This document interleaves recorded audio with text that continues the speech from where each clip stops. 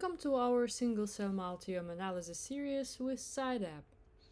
In the previous video, we learned how to build the reference genome indices, and in this tutorial, I will show you how to upload FASTQ files to your single-cell project. There are a few ways to do it depending on how the data is stored. If you are uploading your FASTQ files directly from your computer or through the FTP server, you can skip this optional step and continue with cell ranger count. If you are analyzing published data from NCBI storage, you need to understand what files are included in the SRR.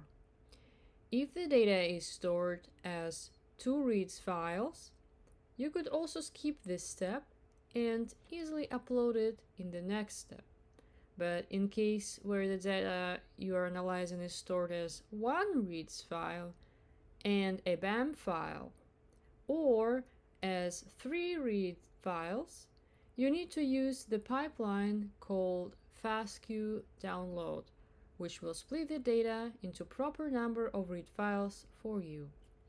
More about how NCBI stores single-cell data and why it could cause issues you could read in our article. The link is provided below this video. Now let's return to our sample. We need to give it a name.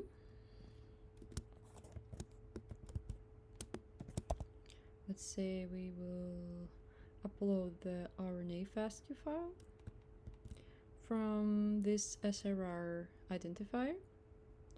And then for our particular purpose for single-cell pipeline, we recommend to select split into all available files to obtain the FASTQ files from ATAC-Seq and RNA-Seq. Then you click Save and run the sample and just wait. And in the next video, we will review the output of this pipeline.